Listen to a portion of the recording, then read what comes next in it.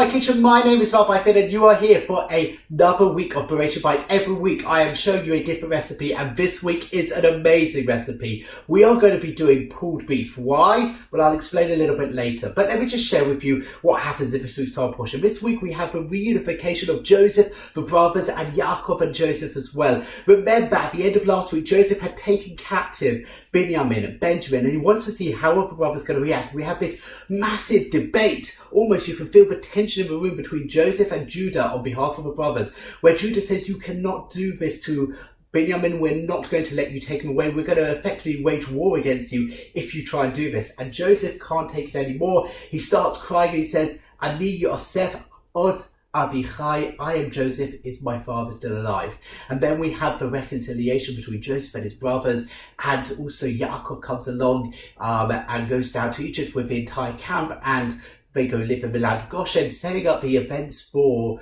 the enslavement and then the Exodus. I want to share with you a very short idea before I explain why I'm doing pulled beef. The idea actually is not mine. The idea I first heard from Rabbi Lord Jonathan Zatzal when he actually came here to Bournemouth to visit us. And he shared an amazing idea that this week's portion is fundamental for Jewish history. Why? Because it contains the first moment where a human being in the Torah explicitly forgives another human being.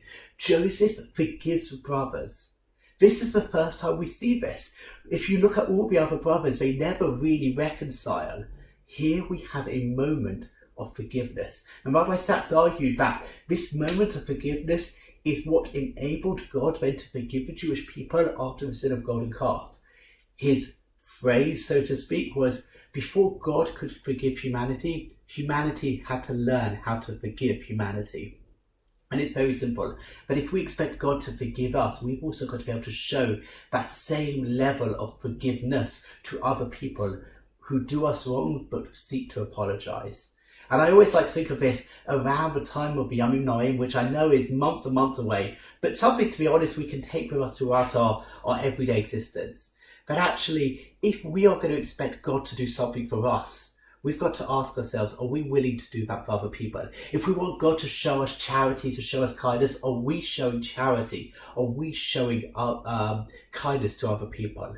We can't expect God to do one thing and us to do another.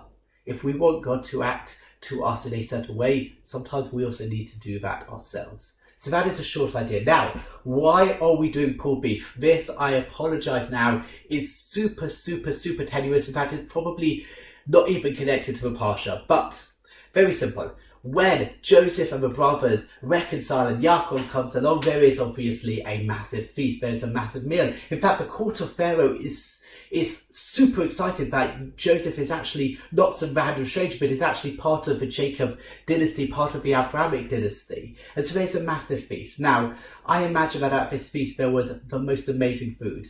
When pre-corona I was able to have guests around, whenever I cook them my pulled beef, it's the one recipe everybody always wants. And to be honest, it's the one recipe I've never shared. I've never shared this recipe, so now I'm sharing it with you. It is the most amazing, succulent, beautiful pulled beef. I hope you make it. If not this Shabbos, then certainly another Shabbos. Let's make some pulled beef, a celebratory meal for a celebratory moment in Jewish history, in Joseph's history, in Yaakov's history. So, we are making pulled beef. This is absolutely amazing. This is the dish that whenever I serve it to guests, they are always desperate for me to share the recipe. And in truth, I don't always share it with them because I've wanted to keep this recipe to myself. But now it's time to release it to the world. This is the perfect, and believe me, perfect pulled beef recipe. We're going to be using a pressure cooker. If you don't have a pressure cooker, don't worry, I'm going to give you some instructions to be able to cook it in the oven or on the stove, but I don't think it will taste as good without a pressure cooker. The most important thing for pulled beef is the actual cut of meat you use. Do not use brisket. Let me repeat, do not use brisket. I know you've been told that brisket is the perfect meat for pulled beef, but in truth, it is not. It is so hit and miss. So I prefer to use top rib. Top rib or beef top rib, whatever you want to call it, is just as cheap and just as available, but is far fattier, which is going to give you a better flavour. Now, In truth, this is one of those recipes which is normally a throw in. I don't really measure things out. I'm going to try and give you some measurements just to make your life a bit easier, but experiment. If you want it a bit more spicy, put more chili in. If you want it sweeter, put more sugar in. If you want it more saucy, then don't reduce the sauce as much at the end.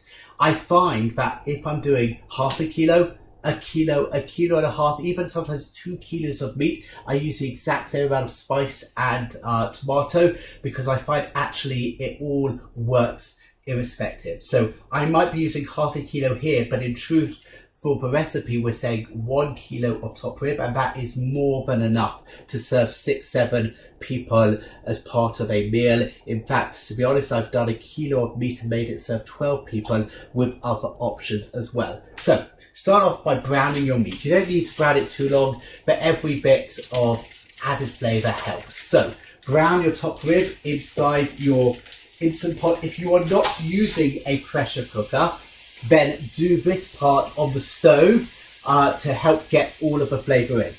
As it is browning, you don't need to wait for it to brown.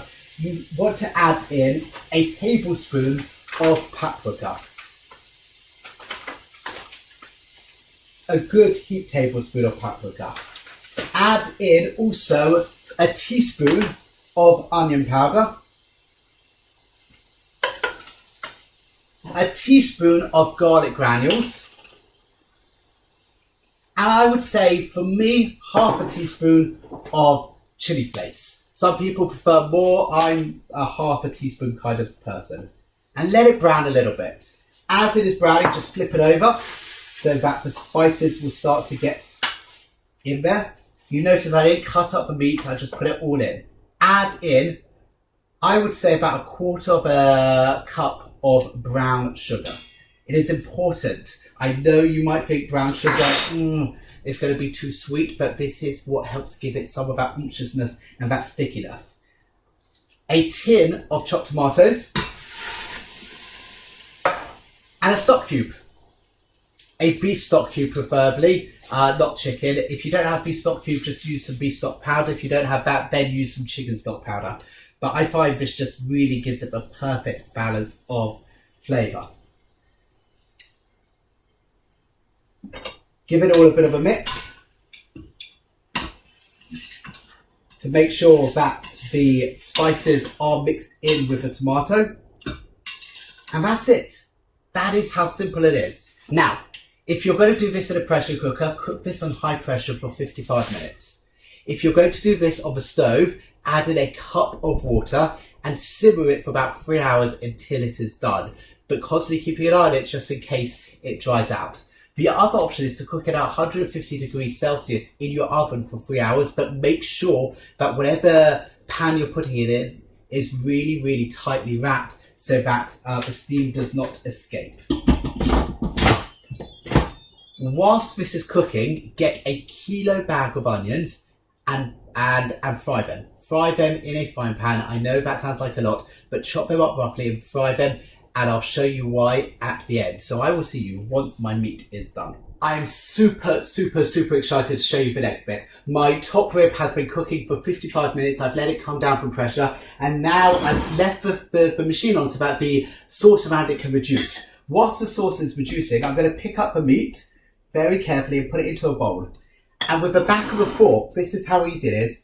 Just simply mash the meat and it will start to fall apart. Let me just show you how easy this is. And it's just falling apart as I mash it.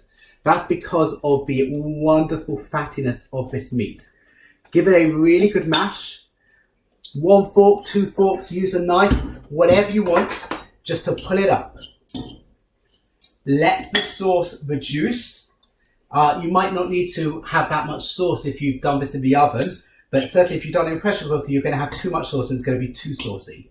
Once you've cooled the beef, literally, grab your onions. If you remember at the very beginning, I said you want to fry a kilo bag of onions up. This is my onions. And just grab all of these beautiful fried onions and pour them into your bowl. You want to get all of them, especially the slightly burnt ones. These I was frying for about 20 minutes over a low heat so they become almost like jammy. That's how yum they are. So, bit of skin. Give it a good mix. Use it as another opportunity to mash down the meat. And once your sauce has reduced so that it is quite thick and will coat very easily the back of the spoon, so this is still too thin, then you're going to pour it over. So I'm going to see you in a couple of minutes once my sauce is reduced enough for me to pour over the meat. So the sauce has now reduced down. It's much, much thicker than it was before, and it's ready to pour all over this beautiful meat and onion mixture. So just give it just pour it all over and then give everything a really, really good mix. This sauce contains so much flavour. It is absolutely amazing, but we are going to make it even better. So give it a mix. Once you've given it a mix through, I actually prefer to use a fork and a spoon to do this. It's not quite ready to serve because it needs one more special ingredient. And in truth, this is my secret ingredient. This is what turns my pulled beef from just being to absolutely amazing. And it's this, Hoisin Sauce. Yes, you've seen me use it before. It is a wonder ingredient. Not ketchup, not barbecue sauce. Hoisin sauce is the wonder ingredient. And you want to give a really good, liberal pouring of Hoisin sauce. I reckon I'm using about a quarter of a jar of Hoisin sauce. So that is roughly 100 grams of Hoisin sauce. And give it a final good mix. So here you've got it, my pulled beef, which tastes absolutely amazing. Now I often like to get a pita bread, put hummus in it, fill it full of this pulled beef and then top it with some pickles and some pickled red cabbage. But today I've decided to go a bit classic. Pulled beef, cornbread, what more could you want? Have a great Shabbos. Bye.